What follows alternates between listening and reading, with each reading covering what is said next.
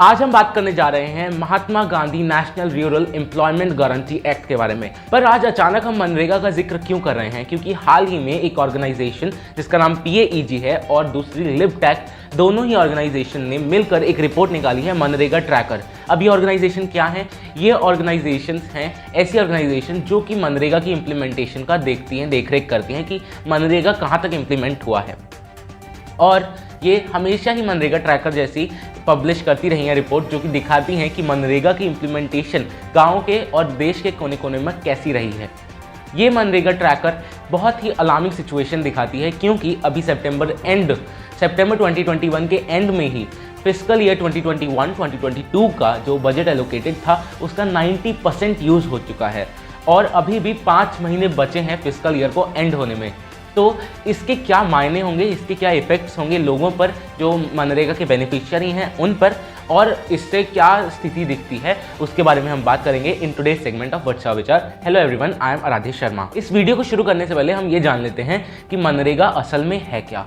मनरेगा जो है 2005 में मनमोहन सिंह की सरकार के द्वारा बनाया गया था, जो कि हर एक रूरल अनएम्प्लॉयड यूथ को राइट टू वर्क एश्योर करता है। ये कहता है कि जितने भी अनएम्प्लॉयड लोग हैं और वो अपने आप को एम्प्लॉयमेंट दिलाना चाहते हैं, वो वॉलंटियरली अपने आगे आकर रजिस्टर करवाएं मनरेगा के अंदर और सरकार उनको 15 दिन के अंदर अंदर काम दिलाएगी। इतना ही नहीं, अगर उनको 15 दिन में काम नहीं मिलता है तो सरकार उनको कुछ अलाउंस देगी, अनएम्प्लॉयमेंट अलाउंस, ताकि इन लोगों को ज़्यादा आर्थिक दिक्कतों का सामना ना करना पड़े।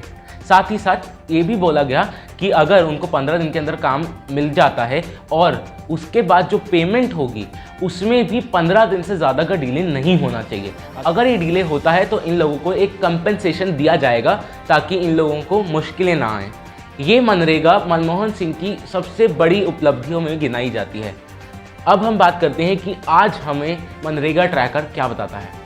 तो जो मनरेगा ट्रैकर है, सबसे पहले तो मैं ये बता दूं कि ये सोलली बेस्ड है गवर्नमेंट के मैनेजमेंट इंफॉर्मेशन सिस्टम के ऊपर। मतलब कि जो भी डेटा इसमें दिखाया गया है वो गवर्नमेंट के डेटा पे ही बेस्ड है और इसमें कुछ भी अपने आप से इन लोगों ने बढ़ा चढ़ा के नहीं बोला है। तो ये ट्रैकर हमें 3 चीज़ें बताता है। क्या है वो 3 चीज़ें? चलिए उनके बारे में बात करते हैं। सबसे पहला है inadequate allocation of funds and delayed payments. इस रिपोर्ट के हिसाब से, और यहाँ तक कि अगर आप पिछले साल का बजट देखें और इस साल का बजट देखें तब भी आप समझ जाएंगे कि पिछले साल से इस साल में मनरेगा का बजट जो एलोकेट हुआ है वो 34% कम है।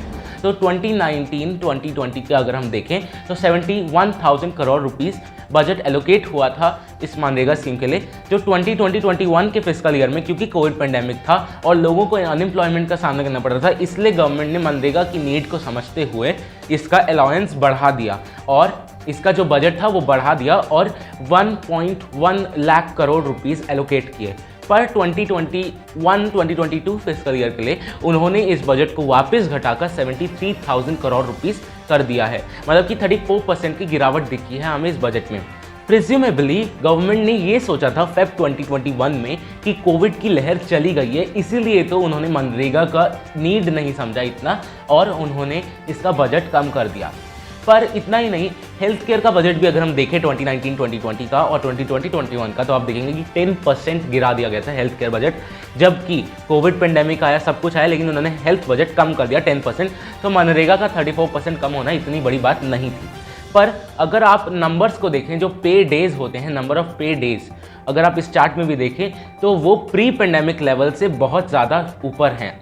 It is in this dire state that the demand of the Manrega has been 25% less than last year, that is COVID year, but ये प्री कोविड ईयर से अभी भी 37% तक ज़्यादा है। पर इसका बजट अगर हम देखें तो प्री कोविड एरा से अभी सिर्फ 1% का ही बढ़ावा मिला है करीब करीब, लेकिन जो इसकी नीड है वो 37% बढ़ गई थी। तो आप देख सकते हैं कि कितना लैग हुआ है दोनों ईयर के बीच में, जो कि नहीं होना चाहिए था। Also part of the problem is that कि हर साल जो भी बजट एलोकेट होता है वो ये देखकर किया जाता है कि पिछले साल का कुछ बकाया इस साल हमें देना पड़ेगा। मतलब कि मनरेगा का पिछले साल का भी कुछ लोगों का पेमेंट रह गया था और वो इस साल देना पड़ेगा, जो कि इस वाले बजट में ही ऐड होगा।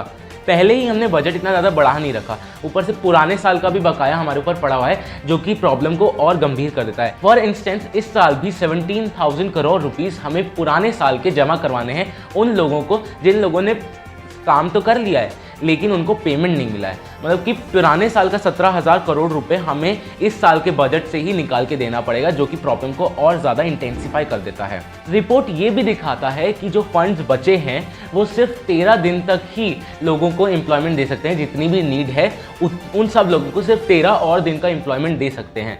मतलब कि बाकी के टाइम ये लोग क्या करेंगे, 5 महीने में सिर्फ 13 दिन तक ही हम लोगों को एम्प्लॉयमेंट दे सकते हैं, जो भी मनरेगा के अंदर अभी रजिस्टर हुए हैं जितने लोग। तो इसका इफेक्ट हमें देखने को मिलेगा कि लोगों को वेजेस और नहीं मिलेंगे और अगले 5 महीने तक हो सकता है कि अगर रिवाइज एलोकेशन ना आए तो अगले 5 महीनों के अंदर अंदर जितने भी लोग काम करेंगे या तो उनको पेमेंट बहुत डिले होकर मिलेगी या फिर लोग जो है बीच में ही अपने आप को अनरजिस्टर करवा देंगे मनरेगा से। और इस अनएम्प्लॉयमेंट के टाइम पे जब अनएम्प्लॉयमेंट इतनी ज़्यादा हो रखी है पूरी इंडिया में ड्यू टू कोविड पेंडेमिक, तो लोगों पे और ज़्यादा इफेक्ट पड़ेगा। ये भी ठीक नहीं होगा कि लोगों से काम करवाया जाए और उनको पैसे ना दिए जाएं, क्योंकि उनको पैसे तो देने हैं, किसी का ऐसे हक नहीं मारा जा सकता। और ये जो दिक्कत आएगी वो अगले साल के बजट में रिफ्लेक्ट होगा, क्योंकि एक बड़ा अमाउंट जो अगले 5 महीने लोग काम करेंगे उन सब का पैसा जो देना होगा वापस, वो सारा सम होके अगले बजट में शिफ्ट हो जाएगा। तो अगले साल में हमें और ज़्यादा दिक्कत भी झेलनी पड़ेगी। तो इसी साल गवर्नमेंट को कोई ना कोई स्टेप उठाना पड़ेगा और रिवाइज करना पड़ेगा। आप इस टेबल से ये भी देख सकते हैं कि कई सारी स्टेट्स जैसे कि वेस्ट बंगाल, आंध्र प्रदेश और तमिलनाडु ने अभी से ही अपने जो बजट एलोकेटेड था उनको उससे ज़्यादा ही बजट स्पेंड कर दिया है इस मनरेगा में। तो इन लोगों का पैसा भी सेंटर को देना है। और यहाँ पे ये समझना ज़रूरी है कि स्टेट्स कभी भी पैसा नहीं देती हैं मनरेगा का। मनरेगा का जो भी पैसा है वो सेंट्रल गवर्नमेंट स्टेट्स को देती हैं। सेंट्रल गवर्नमेंट स्टेट्स को बजट देती हैं, जिस बजट को स्टेट्स को लगाना होता है और एक एफटीओ देनी होती है कि इतने लोगों को हमने एम्प्लॉयमेंट दी और इतने लोगों का पैसा हमने दिया। आप इसको एक रिसिप्ट की तरह भी दे सकते हैं कि इतने लोगों की रिसिप्ट, इतने लोगों की पेमेंट की रिसिप्ट इनको देनी पड़ती है सेंटर को। तो ऐसे करके काम करती हैं। तो ये सारा पैसा बर्डन जो है या तो इस साल रिवाइज करके एलोकेशन को ख़त्म किया जाए या फिर अगले साल लोगों पे बहुत ज़्यादा इफेक्ट होगा। दूसरा जो चीज़ हमें पता लगती है इस रिपोर्ट से वो है डिमांड सप्रेशन। डिमांड सप्रेशन का मतलब है कि हमारे पास 10 लोग थे जो मनरेगा में आना चाह रहे थे, पर उनमें से सिर्फ 8 ही रजिस्टर हो पाए। इनके क्या कारण थे, क्यों ये डिमांड सप्रेस हुई, उसके बारे में हम समझते हैं। लो एलोकेशन जब होता है, इनिशियली जब लो एलोकेशन होता है तो डिमांड का सप्रेशन देखा जाता है। ऐसा मैं क्यों बोल रहा हूँ, क्योंकि रिसर्चर्स का मानना है, जो कि मनरेगा को रिसर्च कर रहे हैं, उन लोगों का मानना है कि जो लोग मनरेगा में काम करते हैं वो ज़्यादा समय तक बिना पेमेंट के नहीं रह सकते। और जब पीछे से ही बजट कम एलोकेट हुआ तो पेमेंट में डिले एक आम बात हो जाती है, क्योंकि लोगों तक बजट उतना पहुँच ही नहीं रहा है जितना उनको चाहिए। तो क्या होता है कि लोग काम तो करवा लेते हैं उन गरीबों से जिनको बहुत ज़्यादा ज़रूरत है पैसों की, उनसे काम करा ले, लेकिन उनको पैसा नहीं दिया जाता, जिसके कारण वो एक सेंस बना लेते हैं कि मनरेगा तो एक बहुत ही फालतू चीज़ है, इसमें हमें काम करवा लिया और हमें पैसा नहीं दिया। तो इसलिए वो आगे से अपना रजिस्ट्रेशन कैंसिल करवा देते हैं या फिर जितना उनको काम करना था वो उतना नहीं मांगते हैं, जिससे कि डिमांड सप्रेशन हमें देखने को मिलता है। इतना ही नहीं, दूसरी तरीके से डिमांड सप्रेशन क्या होता है कि अब ऑफिशियल के पास जाता है, हर एक डिस्ट्रिक्ट का एक ऑफिशियल बिठाया जाता है मनरेगा के तहत कि आपको इतना बजट दिया गया है, इसमें इतने लोगों को आप दे सकते हो एम्प्लॉयमेंट। तो अब उस डिस्ट्रिक्ट में 20 लोग थे, लेकिन जो डिस्ट्रिक्ट ऑफिसर था उसने देखा कि उसके पास जो बजट है वो तो सिर्फ 10 लोगों का ही है। तो उसने क्या किया, सिर्फ उन 10 लोगों को ही रजिस्टर किया और बाकी 10 लोगों को उसने रजिस्टर ही नहीं किया, जिससे कि जो डिमांड सप्रेशन है वो डिस्ट्रिक्ट लेवल में हुआ और ना कि वॉलंटियरली लेवल में हुआ। ये भी एक बहुत बड़ा सच दिखाता है ये मनरेगा ट्रैकर। डॉक्टर राजेंद्र नारायण, जो एक अजीम प्रेमजी यूनिवर्सिटी के प्रोफेसर हैं, वो बताते हैं कि ये लो एलोकेशन ऑफ फंड्स हमेशा ही सप्रेस करता है डिमांड्स को इन रूरल वर्कर्स। वो कहते हैं it is due to the inadequate budget and delayed payments that rural worker not get their dues on time, जिससे कि उनको एक डिस्करेजमेंट होता है कि हमें पैसा नहीं मिल रहा और वो और काम की डिमांड नहीं करते। और ये जो अनमेट डिमांड्स हैं वो ओवर 33% आए हैं, मतलब कि 33% लोग रजिस्टर ही नहीं हो पाते या फिर वो और काम मांगते ही नहीं। ये अजीम प्रेमजी के प्रोफेसर डॉक्टर नारायण कह रहे हैं। यही नहीं, डॉक्टर नारायण ये भी कहते हैं कि दोनों गवर्नमेंट, चाहे यूपीए की रही हो चाहे एनडीए की मोदी गवर्नमेंट रही हो, दोनों गवर्नमेंट का यही आर्ग्यू रहता है कि ये वॉलंटियर स्कीम है और लोग अपने आप से आकर के इसमें अपने आप को रजिस्टर करवाते हैं। पर ऐसा नहीं है, जैसे मैंने बताया इंस्टेंसेस ये होता है कि लोगों के पास बजट है ही नहीं तो ऑफिशियल उनको रजिस्टर करते ही नहीं हैं बाकी डिमांड्स को, और वो बिना डिमांड्स मेट हुए रह जाती हैं, अनमेट डिमांड्स बन के रह जाती हैं।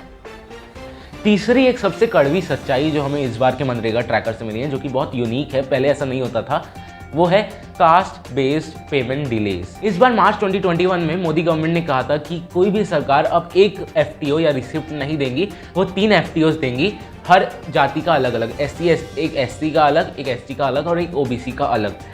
तो ये पहली बार हुआ था और जब इन दोनों ऑर्गेनाइजेशन ने PAG और लिपटेक ने इसको स्टडी किया तो उनको पता चला कि अलग अलग कास्ट बेस्ड में अलग अलग तरीके से पेमेंट डिले देखने को मिल रहे हैं और कहीं में कहीं ज़्यादा हैं और कुछ में कम है। फॉर इंस्टेंस आप ये चार्ट भी देख सकते हैं कि ये चार्ट दिखाता है कि less than 25% of the OBC people get their dues on time और 70% से कम SC STs को टाइम पे फीस मिलती है। और ये नंबर OBCs के लिए तो बहुत ही बुरा है। देखो 20% से भी कम लोगों को टाइम पे पैसा मिलता है 7 डेज़ के अंदर, और 15 डेज़ के अंदर ये नंबर 75 to 80% SC ST के लिए है और जबकि सिर्फ 25 to 50% OBC के लिए है।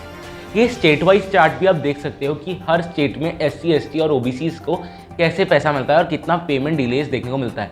तो ये मनरेगा ट्रैकर एक बहुत कड़वी सच्चाई, जो अभी भी कास्टिज्म की सच्चाई है, वो दिखाती है कि अलग अलग कास्ट के लोगों को कैसे डिस्क्रिमिनेशन का सामना करना पड़ता है पेमेंट के लिए भी, उनकी मेहनत की कमाई, उनकी हक की कमाई को भी पाने के लिए उनको कितनी दिक्कत का सामना करना पड़ता है। अब देखना ये होगा कि इन फाइंडिंग्स को सेंटर कैसे काउंटर करता है और इसके लिए क्या कदम उठाता है, क्योंकि ये जो भी डेटा है वो सारा तो सेंटर की गवर्नमेंट की वेबसाइट्स में से ही मिला है और ये चीज़ अगर हमें ग्राउंड पे इम्प्लीमेंटेशन में दिक्कत दे रही है इस कोविड के हार्ड टाइम में, तो ये बहुत ही ज़्यादा कंसर्निंग डेटा है, कंसर्निंग रिपोर्ट है।